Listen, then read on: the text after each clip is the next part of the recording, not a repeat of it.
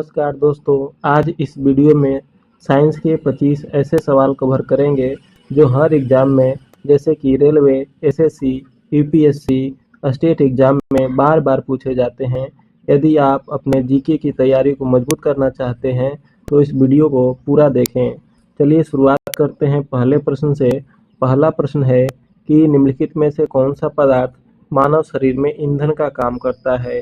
तो इसका right answer है option number C, carbohydrate. Carbohydrate मानव शरीर में ईंधन के रूप में काम करता है। कार्बोहाइड्रेट, यदि हम पाचन पूछेंगे कार्बोहाइड्रेट का पाचन कहाँ होता है, तो ये हमारे सबसे पहले मुंह में पाचन होता है और इसके पाचन में जो एंजाइम भाग लेता है उसका नाम टाइलिन है, जो कि लार में पाया जाता है। तो एक काफ़ी महत्वपूर्ण पॉइंट है कि शरीर में ईंधन के रूप में काम करने वाला पदार्थ कौन सा है, तो कार्बोहाइड्रेट। और मुंह में सबसे पहले जो पाचन होता है वो कार्बोहाइड्रेट का होता है और कार्बोहाइड्रेट के पाचन में टाइलिन टाइलिन सहायक होता है। नेक्स्ट देखेंगे कि निम्नलिखित में की कमी से एनीमिया रोग होता है। तो इसका राइट आंसर है ऑप्शन नंबर सी, लोहा। लोहा के कमी से हमारे शरीर में एनीमिया नामक रोग होता है। लोहा के बारे में यदि हम देखेंगे तो लोहा का जो परमाणु संख्या होता है 26 होता है और इसे Fe से सूचित किया जाता है। लोहा को Fe से सूचित किया जाता है और इसका परमाणु संख्या 26 होता है। जस्ता जो है इसे Zn से सूचित किया जाता है, इसे जिंक भी कहा जाता है। आयोडीन जो कि सोडियम क्लोराइड के नाम से जाना जाता है, इसका फार्मूला NaCl होता है। नेक्स्ट है कि निम्न द्रव्यों में से ध्वनि सबसे तेज यात्रा करती है।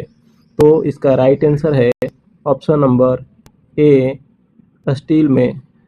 ध्वनि का सबसे तेज जो गति होता है वह स्टील में होता है और सबसे कम जो होता है हवा में। निर्यात में ध्वनि की चाल नहीं होती है, ध्वनि निर्यात में नहीं चल सकती है। ध्वनि की चाल 332 मीटर पर सेकेंड होता है। नेक्स्ट है बर्फ पर दाब बढ़ाने से उसका गलनांक पर क्या प्रभाव पड़ता है। तो इसका राइट आंसर है ऑप्शन नंबर ए, घट जाएगा। यदि हम बर्फ पर दाब बढ़ा देंगे तो उसका गलनांक जो है घट जाता है। यदि बर्फ की जो सिल्ली होती है उसमें यदि नमक भी मिला देते हैं तो उसका गलनांक घट जाता है। नेक्स्ट है वे आयन जिनमें इलेक्ट्रॉन की संख्या समान होती है क्या कहलाते हैं। तो इसका राइट आंसर है ऑप्शन नंबर डी, सम इलेक्ट्रॉनिक। जिनमें जिनमें इलेक्ट्रॉनों की संख्या समान होती है उसे सम इलेक्ट्रॉनिक कहते हैं। समस्थानिक किसे कहते हैं, तो जिसमें परमाणु संख्या समान होता है, परमाणु संख्या समान होता है लेकिन परमाणु भार अलग अलग होता है, उसे समस्थानिक कहते हैं। और समभारिक जो है इसमें परमाणु भार समान होता है और परमाणु संख्या अलग अलग होता है। सब न्यूट्रॉनिक में इसमें न्यूट्रॉनों की संख्या समान होती है। नेक्स्ट है मूलांकुर से विकसित होने वाली जड़ें क्या कहलाती है। तो इसका राइट आंसर है ऑप्शन नंबर बी, मूसला जड़ें। मूलांकुर से विकसित होने वाली जड़ को मूसला जड़ कहा जाता है। नेक्स्ट है कि पौधे व पेड़ का खाना तैयार करने की प्रक्रिया क्या कहलाती है। तो इसका राइट आंसर है ऑप्शन नंबर डी, फोटोसिंथेसिस, या इसे ही प्रकाश संश्लेषण कहा जाता है। प्रकाश संश्लेषण कहा जाता है।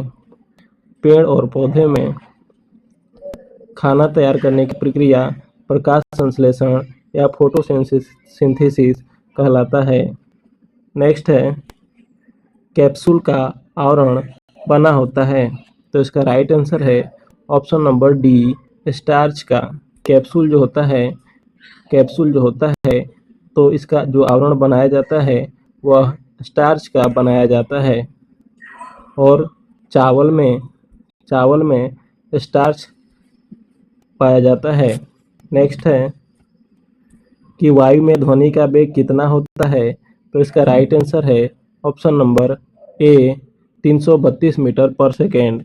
यदि किसी भी पदार्थ के तापमान को 1 डिग्री बढ़ाते हैं तो ध्वनि की गति जो है 0.61 मीटर पर सेकेंड बढ़ जाता है। 1 डिग्री तापमान बढ़ाने पर 0.61 मीटर पर सेकेंड जो वेग होता है ध्वनि का बढ़ जाता है। नेक्स्ट है कि अमोनिया क्लोराइड का जलीय विलयन होता है। तो इसका राइट आंसर है ऑप्शन नंबर बी क्षारीय। अमोनिया क्लोराइड का जलीय विलयन क्षारीय होता है।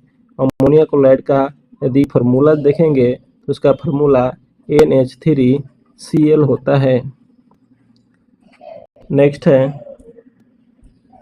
कि एक विशेष कार्य करने वाले समान कोशिकाओं के समूह को क्या कहते हैं। तो इसका राइट आंसर है ऑप्शन नंबर सी उत्तक। उत्तक यानी कि टिश्यू। इसको एक विशेष कार्य करने वाले समान कोशिकाओं के समूह होता है और इसके अध्ययन को हम हिस्टोलॉजी कहते हैं। हिस्टोलॉजी कहते हैं। और इसके जो हिस्टोलॉजी के जो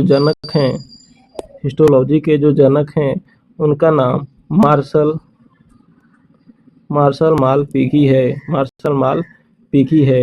तो काफ़ी महत्वपूर्ण पॉइंट है कि एक विशेष कार्य करने वाले कोशिकाओं के समूह को उत्तक कहते हैं और उत्तक के अध्ययन को हिस्टोलॉजी कहा जाता है और हिस्टोलॉजी का जो जनक है मार्शल मालपीकी को कहा जाता है। नेक्स्ट है कि पौधे में जाइलम परिवहन के लिए जिम्मेदार होता है। तो इसका राइट आंसर है कि पौधे में जो जाइलम होता है वह जल के परिवहन के लिए जिम्मेदार होता है। यदि हम फ्लोएम की बात करें तो फ्लोएम जो होता है वह भोजन का परिवहन करता है फ्लोएम, और जल एवं खनिज लवण का परिवहन जाइलम के द्वारा किया जाता है। तो अंतिम में हम आपसे एक क्वेश्चन पूछते हैं, इसका आंसर आप कमेंट बॉक्स में ज़रूर दें। किसी औसत वयस्क व्यक्ति के लिए ध्वनि की श्रव्य सीमा कितनी होती है।